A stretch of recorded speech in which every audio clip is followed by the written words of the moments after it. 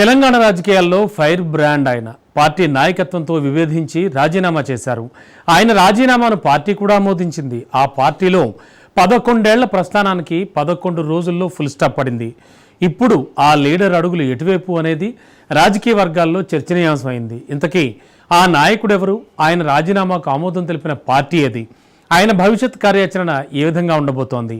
ఆయన ఏ పార్టీలోకి వెళ్ళబోతున్నారు? Let's watch.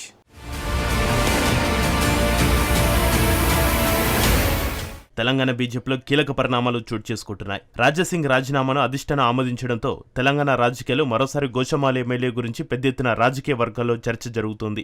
అసెంబ్లీలో అతనిపై అనర్హత వేటు వేసేందుకు కూడా ప్రయత్నం జరుగుతోంది. దీంతో ఆయన రాజకీయ భవిష్యత్తు ఏ మలుపు తీసుకుంటుందనేది ఉత్కంఠగా మారింది. రాజాసింగ్ ముందు 3 ఆప్షన్లు ఉన్నట్లుగా తెలుస్తోంది. రాజాసింగ్ బీఆర్ఎస్ లో చేరుతారా, లేదంటే శివసేనలో చేరుతారా, లేదంటే కాంగ్రెస్ మద్దతు కోరుతారా అనే చర్చ రాజకీయ వర్గాల్లో జరుగుతోంది. హైదరాబాద్ ఓల్డ్ సిటీలో హిందుత్వ రాజకీయాల్లో పేరుగాంచిన రాజాసింగ్ ఏ పార్టీలో చేరాలనే దానిపై కసరత్తు చేస్తున్నట్లుగా తెలుస్తోంది.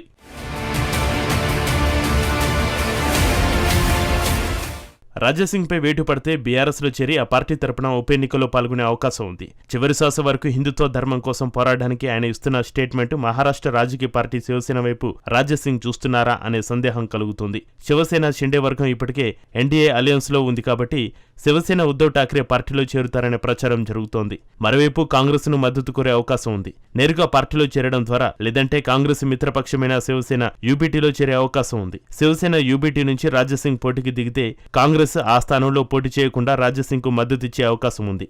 మరోవైపు ఉప ఎన్నిక రాకుండా కాంగ్రెస్తో కలిసిపోవడం, అసెంబ్లీ స్పీకర్ ద్వారా అనర్హులుగా చేయాలనే బీజేపీ ప్రయత్నాలు నిరోధించడం, హస్తంతో డీలు కుదుర్చుకుంటే స్పీకర్ ప్రసాద్ కుమార్ కాంగ్రెస్ కు చెందినవారు కాబట్టి అనర్హత పిటిషన్పై త్వరగా చర్య తీసుకునే అవకాశం ఉండకపోవచ్చు.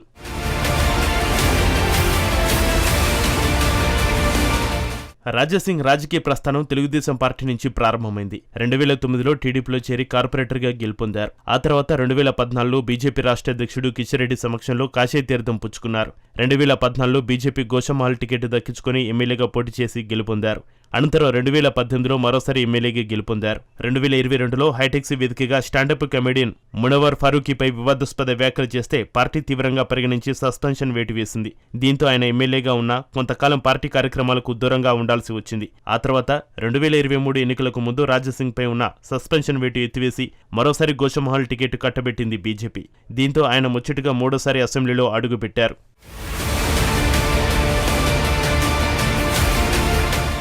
అయితే బీజేపీ ఎమ్మెల్యేలలో 3 సార్లు వరుసగా గెలిచిన ఎమ్మెల్యే రాజాసింగ్ ఒక్కరే. ఆయనకు బీజేపీ 4 లీడర్ పదవి వస్తుందని భావించారు. అయితే కొత్తగా పార్టీలో చేరి ఎమ్మెల్యేగా గెలిచిన ఏలేటి మహేశ్వర్ రెడ్డికి బీజేఎల్పీ పదవి కట్టబెట్టారు. దీంతో ఆయన అసహనం మరింత పెరిగింది. దీంతో ఆయన పార్టీకి అంటిముట్టనట్లుగా వ్యవహరించడమే కాక ప్రతి అంశంలో రాష్ట్ర అధ్యక్షుడు కిషన్ రెడ్డి నిర్ణయాలను వ్యతిరేకిస్తూ వస్తున్నారు. బీజేపీ రాష్ట్ర అధ్యక్షుడు రామచంద్రరావు నియామకాన్ని సైతం ఆయన తప్పుబట్టారు. బీజేపీ రాష్ట్ర అధ్యక్ష పదవికి నామినేషన్ వేసేందుకు పార్టీ కార్యాలయానికి వచ్చిన రాజాసింగ్ రాజీనామా లేఖను రాష్ట్ర అధ్యక్షుడు కిషన్ రెడ్డికి ఇచ్చి వెళ్లారు. కొత్త అధ్యక్షుడి ఎంపిక ప్రక్రియ కొనసాగుతుండగానే రాజాసింగ్ రాజీనామా చేయడం హాట్ టాపిక్ అయింది.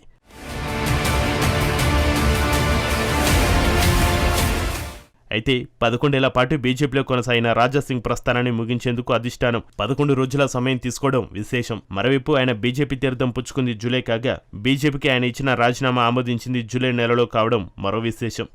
ఏదేమైనా బీజేపీని రాజాసింగ్ వీడడం, జాతీయ నాయకత్వం రాజీనామాను ఆమోదించడం కమలం శ్రేణులు జీర్ణించుకోవడలేదు.